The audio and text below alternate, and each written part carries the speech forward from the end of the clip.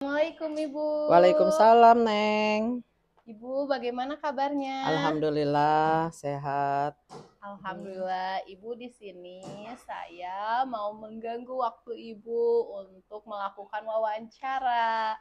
Wawancaranya yang berkaitan dengan pengambilan keputusan nilai-nilai kebajikan sebagai seorang pemimpin.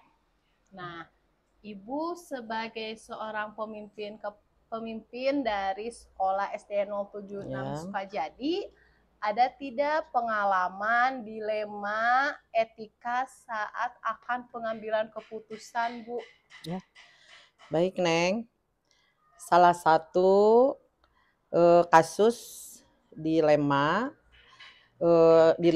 etika dalam pengambilan keputusan yang pernah dihadapi saya selaku kepala sekolah adalah saat periode kenaikan kelas akan berlangsung.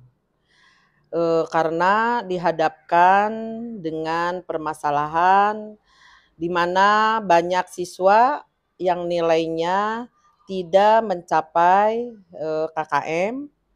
Sementara jika nilai tersebut ditulis apa adanya di rapot, maka dikhawatirkan dapat berdampak pada karir pendidikan murid tersebut di masa akan datang. Serta akan banyak murid yang tidak memenuhi syarat untuk naik kelas. Akhirnya saya mengambil keputusan agar guru-guru mengadakan remedial atau pengayaan sebelum menginput nilai rapot sehingga para murid bisa memperbaiki nilainya dan dapat memenuhi syarat kenaikan kelas. Saya juga meminta guru menganalisis hasil belajar siswa dan faktor penyebabnya rendahnya nilai mereka. Oh iya Bu ya, sangat dilema sekali ya. Ya, betul, Satu Neng. sisi kita harus memperhatikan bagaimana anak untuk kedepannya ya, Ya, Bu ya, betul. jangka panjangnya gitu ya. Karena kalau misalnya nilainya seadanya itu kurang baik juga ya, Bu ya. betul, Neng. Kasihan untuk anaknya, mana untuk siswa SD itu kan masih panjang ya, Ya, Bu ya, untuk betul. karir pendidikannya. Sangat dilema, tapi untuk pengambilan keputusannya sangat bijak sekali ya, Bu ya. Semuanya demi siswa Ya, ya, Bu betul, ya. Neng. Mudah-mudahan tidak ada yang dirugikan Ya, ya, Neng ya. nah gitu ya, Bu ya. Ya, Bu.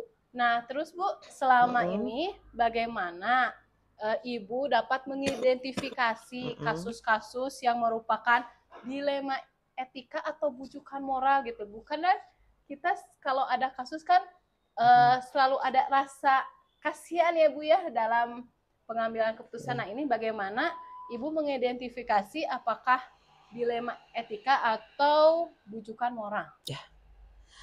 Bila suatu kasus yang saya alami memiliki dua pilihan yang sama-sama benar saat akan membuat keputusan, maka di sini saya akan mengidentifikasi kasus tersebut sebagai dilema etika. Namun jika saya dihadapkan dengan situasi yang membuat saya harus memilih antara benar atau salah, maka kasus tersebut merupakan bujukan moral. Mungkin ya, itu, Bu, Neng. itu ya perbedaannya ya antara dilema etika dengan bujukan moral ya, Bu ya. Oke, Bu, selanjutnya selama ini ya, Bu ya, bagaimana Ibu menjalankan pengambilan keputusan di sekolah yang Ibu pimpin ini, terutama untuk kasus-kasus di mana ada dua kepentingan yang sama benar atau yang sama-sama mengandung nilai kebajikan? Bila suatu kasus yang saya alami memiliki dua pilihan Ya.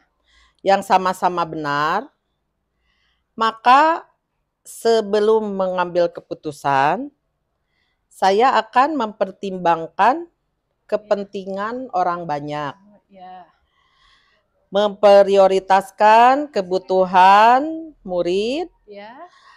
memikirkan dampak dari keputusan yang saya ambil, baik jangka panjang maupun jangka pendek, serta memikirkan hasil akhir yang akan didapat dari sebuah keputusan tersebut. Selain itu, saya juga mengajak guru-guru untuk bermusyawarah dan memberi masukan-masukan. Mungkin Ya, itu, Bu. Neng. Ya. Jadi adanya musyawarah ya, Bu, Ya, ya. Jadi betul, Neng. pengambilan keputusannya bukan hanya kehendak Ya, sendiri, betul. tapi untuk kepentingan bersama, Ya. dan juga dilihatnya bukan hanya jangka pendek, tetapi harus juga Ya. melihat jangka panjang, dan selalu ya, Ya. kalau sekolah itu untuk kepentingan murid. Ya, Ya, betul. betul ya, Bu, Ya. ya. Jadi murid yang utama Ya, ya, Neng. Bu, ya. Ya, Bu, selanjutnya Mm. ada langkah-langkah atau Mm. prosedur seperti apa yang biasanya Ibu lakukan? Baik, Neng. Biasanya Ibu sebelum membuat keputusan, biasanya saya menerapkan beberapa prosedur. Yang pertama, menelaah kasus yang terjadi secara rinci, misalnya waktu kejadian, pihak yang terlibat, dan alasan dan lain-lain. Ya. Lalu yang keduanya, saya mengidentifikasi apakah ada aspek pelanggaran hukum atau ada pelanggaran aturan dalam situasi tersebut. Nah, yang ketiganya, kemudian saya akan membuat keputusan berdasarkan nilai-nilai kemanusiaan, kepedulian, dan keadilan. Bila memungkinkan, saya akan mempertimbangkan solusi lainnya yang tidak merugikan kedua pihak. Jika dalam situasi tertentu ada dua pihak yang sama-sama benar, dan yang terakhir, saya akan merefleksikan keputusan tersebut pada posisi saya yang harus menerima keputusan. Ya, mungkin itu, Neng. Oh iya, Bu. Jadi keputusannya itu memang ada proseduralnya ya, Bu, ya. Ya, Tidak betul. asal mengambil keputusan ya, Bu, ya. Sungguh banyak sekali pertimbangan Ya, betul, Neng. yang harus difikirkan sebelum pengambilan keputusan Ya. sebagai pemimpin Ya. kepala sekolah ya, Bu, ya. Tuh. Nah, terus pertanyaan selanjutnya, hal-hal apa saja yang selama ini Ibu anggap efektif dalam pengambilan keputusan pada kasus-kasus dilema etika? Ya.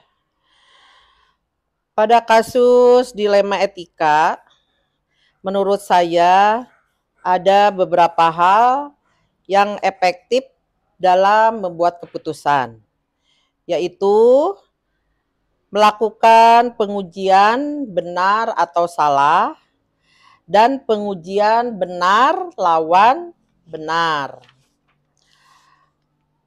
Biasanya setelah melakukan pengujian tersebut, saya bisa lebih mudah menetapkan prinsip dalam pengambilan keputusan tersebut. Gitu. Oh iya, Bu, ya. Nah, terus Bu, kan dalam pengambilan keputusan pasti ada tantangan tersendiri ya, Bu, ya. Betul. Nah, selama Ibu menjadi pemimpin di sekolah SDN 076 Sukajadi, apa tantangan yang Ibu hadapi dalam pengambilan keputusan pada kasus-kasus dilema etika? Selama ini yang terjadi, selama ini yang menjadi tantangan dalam cara saya mengambil keputusan pada kasus-kasus dilema etika adalah bagaimana memberikan pengertian kepada pihak yang merasa tidak puas terhadap keputusan yang saya buat. Sebagian orang cenderung memberikan kritikan pedas bahwa saya tidak tegas saat mengambil keputusan berdasarkan rasa kepedulian dan kasih sayang. Padahal saya mempertimbangkan kebaikan bersama dan masa depan murid. Namun hal ini wajar terjadi dan masih bisa saya atasi. Ya, tantangannya pasti kita tantangan ini dilakukan demi kepentingan bersama ya Bu ya, masa depan murid ya Bu ya. Oke, nah selanjutnya Bu, misalnya Ibu memiliki atau ada tidak jadwal tertentu dalam sebuah penyelesaian kasus dilema etika gitu?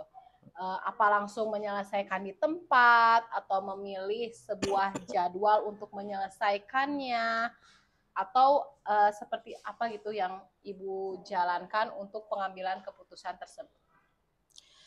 Biasanya jika situasi yang saya hadapi adalah dilema etika, saya tidak serta-merta langsung mengambil keputusan di tempat. Saya terlebih dahulu menelaah kasus tersebut secara rinci dengan mengumpulkan fakta, pihak yang terlibat, dan informasi lainnya yang saya butuhkan untuk mengambil keputusan. Selain itu, saya juga akan melakukan musyawarah bersama guru-guru untuk mendapatkan masukan. Kemudian, saya akan mengambil beberapa waktu untuk berpikir dengan matang. Selain itu, barulah saya membuat keputusan. Ya, jadi tidak bisa dengan langsung. Ya, harus dipikirkan dulu secara matang supaya nanti hasilnya bisa lebih baik lagi gitu. Ya, begitu Neng. Oke Bu ya. Nah, selama ini gitu ya Bu ya, menjadi seorang pemimpin dari sekolah SDN 076 Sukajadi, adakah gitu seseorang gitu ya Bu ya yang selama ini mempermudah atau membantu Ibu dalam pengambilan keputusan dalam kasus dilema etika? Terkadang ada kalanya saya membutuhkan pendapat dari orang lain dalam membuat keputusan. Biasanya yang membantu saya adalah orang-orang yang mempunyai pengalaman di bidangnya. Misalnya pada kasus yang berkenaan dengan murid, ada wakil kesiswaan yang membantu saya dan lain sebagainya. Hal ini tentunya dapat mempermudah saya dalam mengambil keputusan. Jadi tetap Neng, Ibu tidak bisa mengerjakan segala sesuatu sendiri tanpa minta bantuan kepada orang yang betul-betul di bidangnya. Jadi kalau ada masalah ini, Ibu minta bantuan ke bagian kesiswaan. Untuk membantu menyelesaikan ya, dilema betul. ini. Ya Bu, nih yang terakhir nih Bu nih, Hmm. dari semua yang telah disampaikan, Hmm. pembelajaran apa yang dapat Ibu petik Hmm. dari pengalaman untuk mengambil keputusan dilema etika? Ya, ada banyak hal yang saya pelajari dari berbagai pengalaman saya dalam mengambil keputusan. Saya mempelajari bahwa dalam kasus dilema etika memang tidak ada keputusan yang betul-betul sempurna, ya Neng ya. Ya. Suatu keputusan pasti memiliki kekurangan maupun kelebihannya masing-masing, ya Neng ya. Maka untuk membuat keputusan hendaknya kita memiliki prinsip yang didasari nilai-nilai kebijakan yang luhur. Mungkin itu Neng yang bisa Bu, Ibu ya. sampaikan. Ya, Ibu terima kasih ya Bu ya untuk sharingnya Ya. pengambilan keputusan sebagai seorang pemimpin di SDN 076 Sukajadi. Ya. Terima kasih Bu atas waktunya. Ya, sama-sama Sehat-sehat Neng. ya Bu ya. Sama-sama. Assalamualaikum. Sukses selalu ya Neng. Ya, amin Ibu. Assalamualaikum Ibu. Waalaikumsalam warahmatullahi wabarakatuh. Ya Ibu, maaf mengganggu waktunya. Di sini saya mau mewawancarai Ibu mengenai pengambilan keputusan berbasis nilai-nilai kebajikan sebagai pemimpin.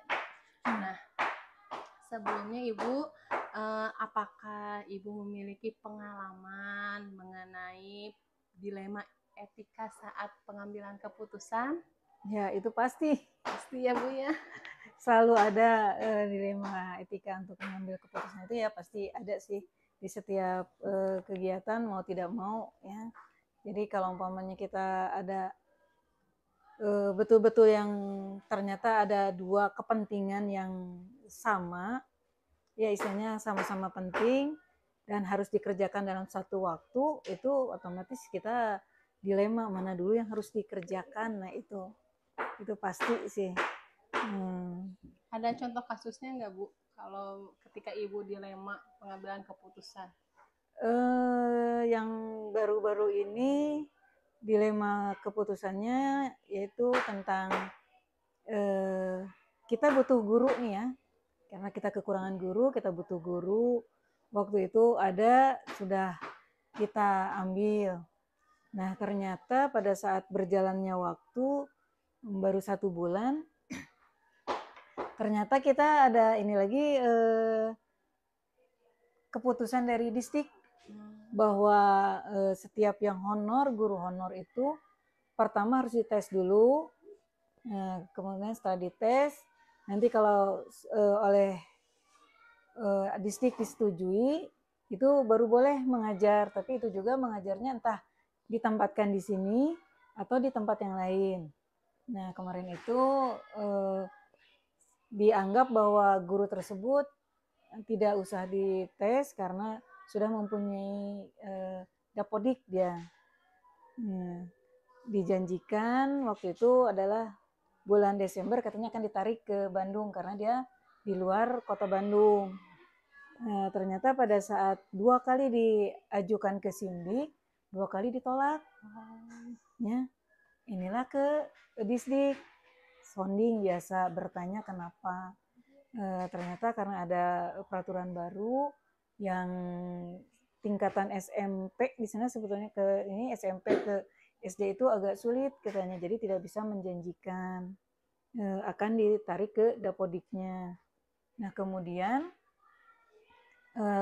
diberilah solusi untuk sementara istilahnya ngajar dulu di tempat yang lain, baru nanti ini, tapi tidak tahu nanti apakah nanti tanggal 1 Januari itu mendapat honor atau tidak.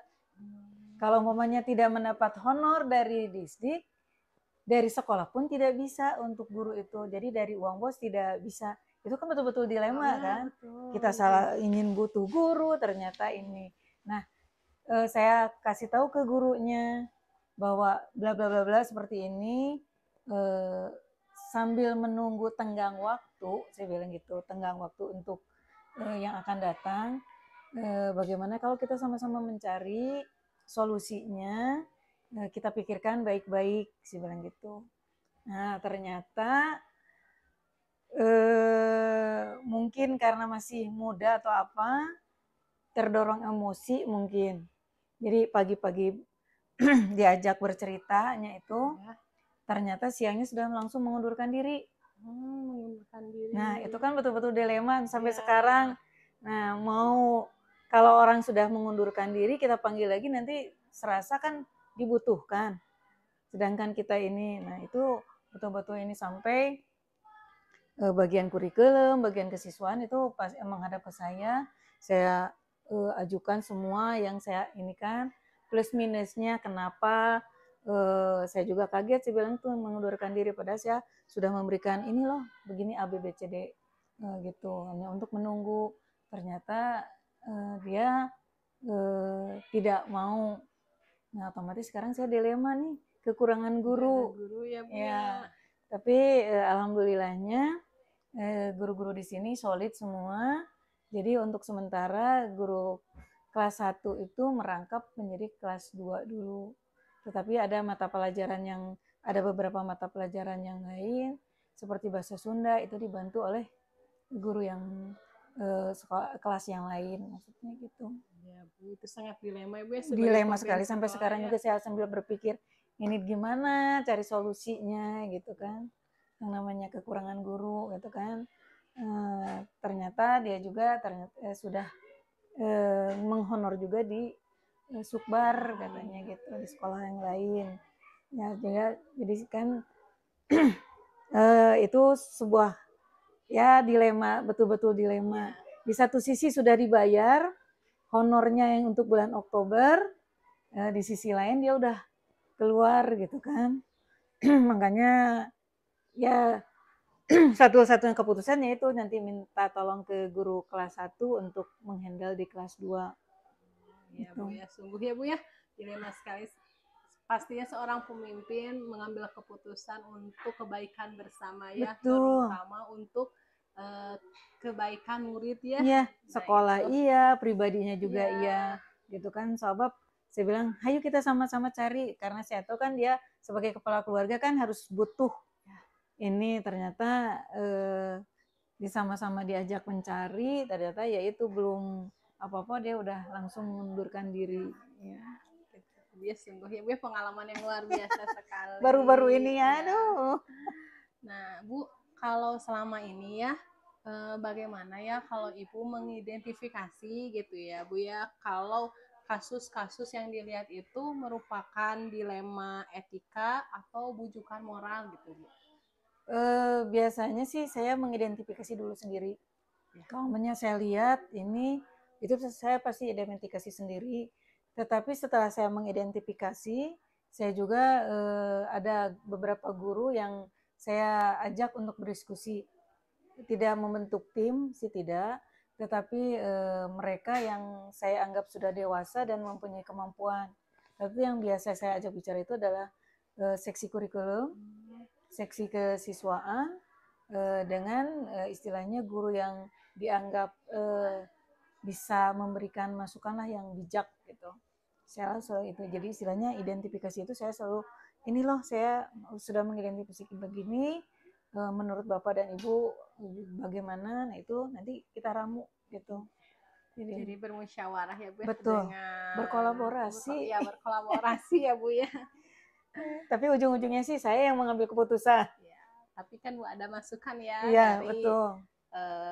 Kayak seksi kurikulum, Iya, kayak kesiswaan ya, yang tahu di bidangnya ya, Bu ya.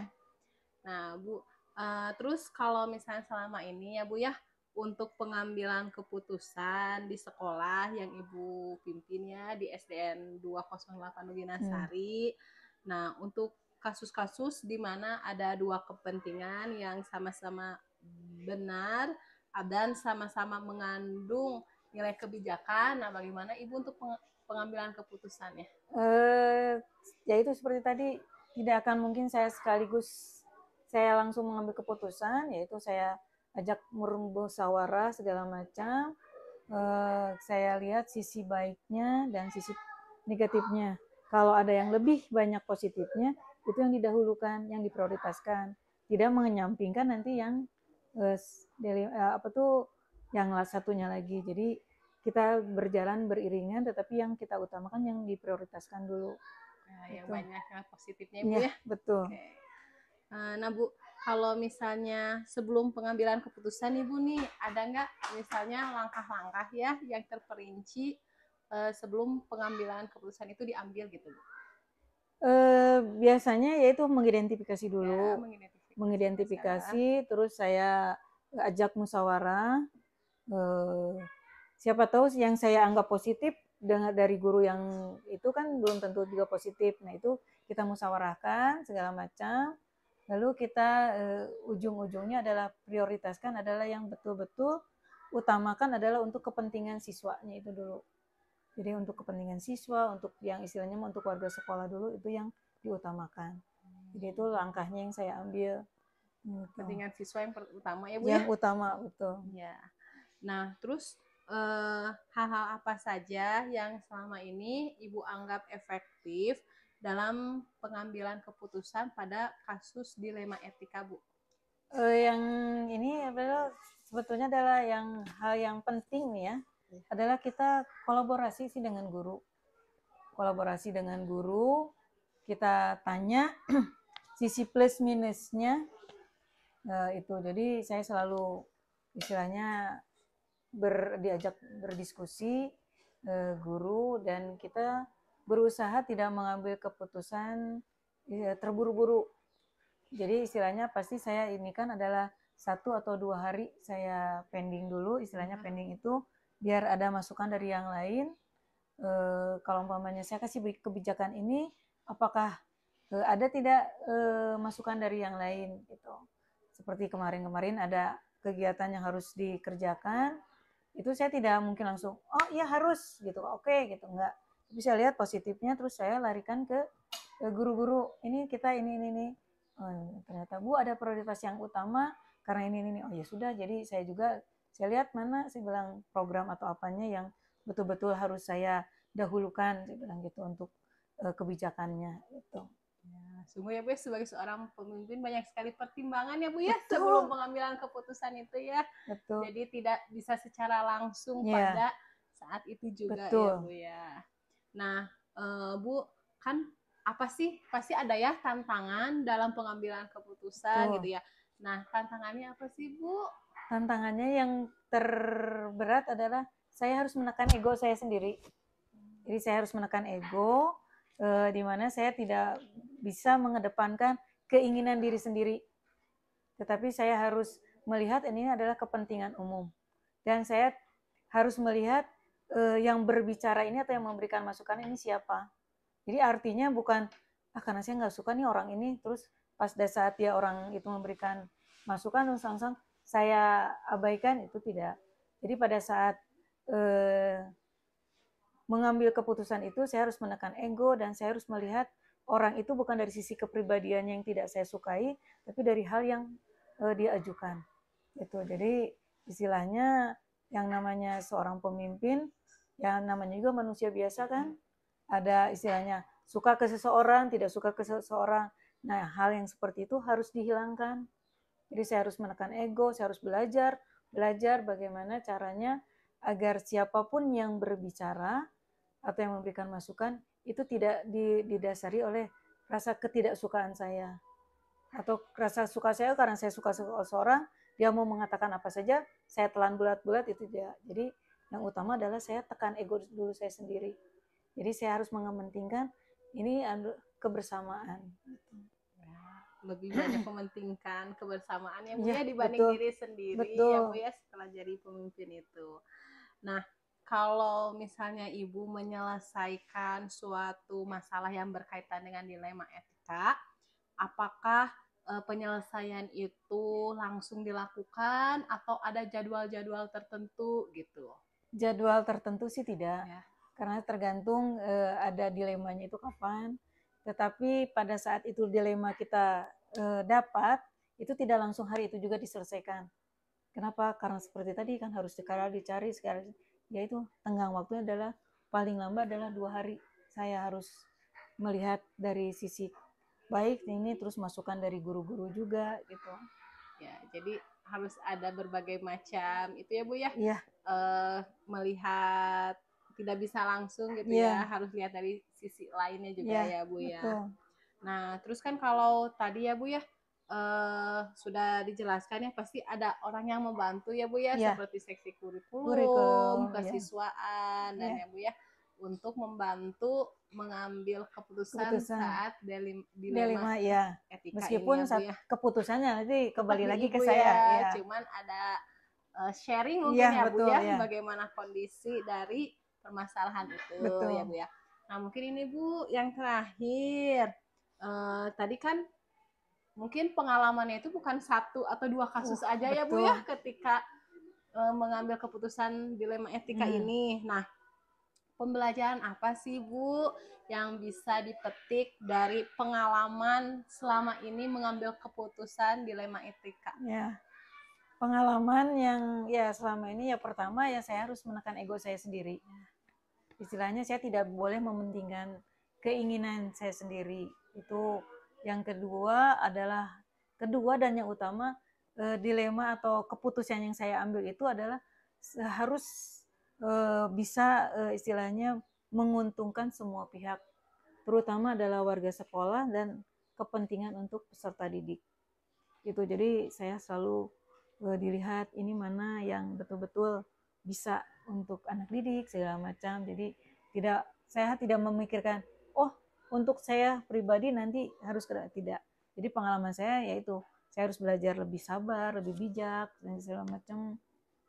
Ujung-ujungnya yaitu untuk kepentingan peserta didik gitu kan. Ya, Bu.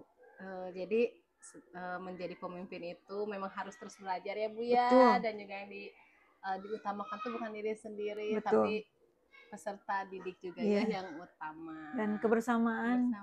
Nanti kekeluargaan di sekolah supaya harmonis ya Bu betul. Ya, menciptakan harmonis. Sekolah bisa berjalan kalau umpamanya ini harus ada guru dengan kepala sekolah, tapi kalau tanpa ada kepala sekolah, tapi kalau guru-gurunya tetap bisa berjalan, bisa solid, bisa berjalan tetap meskipun tidak ada kepala sekolah. Tapi kalau umpamanya kepala sekolah yang mau berdiri tanpa ada guru-guru, kepala sekolah tidak bisa apa-apa. Iya, betul. Iya, jadi sama seperti kemarin saya menginginkan ikut tes jadi sekolah penggerak, itu kan sebetulnya dilema juga kan. Nah, pada saat tes pertama itu saya mengikuti masih ada unsur ego sendiri. Saya coba nih ikut tes.